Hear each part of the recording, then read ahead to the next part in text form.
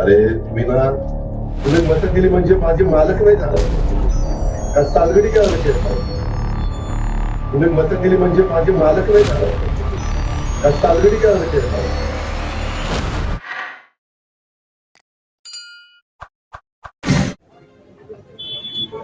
काय झालं?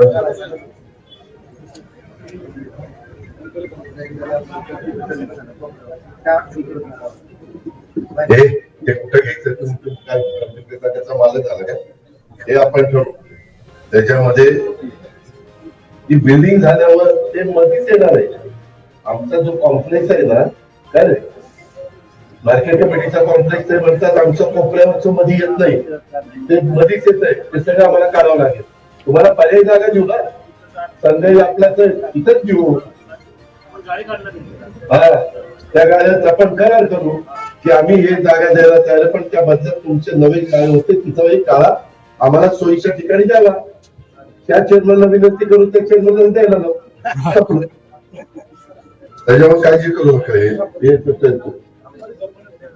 अरे तुम्ही मतं दिली म्हणजे माझे मालक नाही झाला का सालगडी काय केलं मला.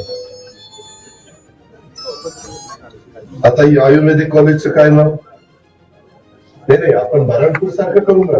तुला बोललो का मी मागे शासकीय आयुर्वेदिक महाविद्यालय हॉस्पिटल नाही हे मला आता नाही सांगता येणार. मागा मी पुण्यश्लोक देव होकर यांचं नाव दिलं त्याचा बोर्ड झाला का हो तयार बसला का मग बसलाय. तर हे तुमचं सजेशन आहे.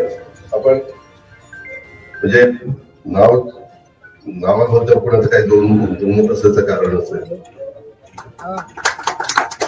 मला देता येते का पुन्हा काय काय खोटा बोलणार ते दिलं नाही. मी फक्त तिथं विचारतो मागं जसं देता आलं तर इथेही देता येईल असे माझा हा अंदाज आहे. आणि आयुर्वेदिक कॉलेज हे सार्वजनिक आरोग्य करील का वैद्यकीय शिक्षण करील.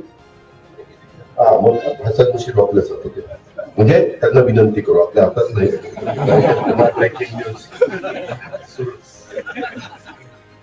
त्यांना विनंती करू. त्यांचं म्हणणं असं आहे की काही माझ्या सहकारी मित्रांचं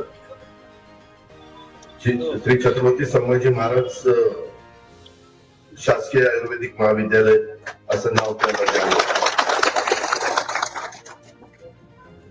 हे मला मुंबईला ते मुंबईमध्ये आता साधारण विक्रमला खरं बोलायचं होतं. विक्रम इतका तयारीनं आला होता पण त्याला मी माईक हातात घेतल्यामुळं त्याने रात्रभर नुसता अभ्यास नाही केला. लक्ष्मीबाईला श्रोता म्हणून बसवला मी कसं बोलतो ते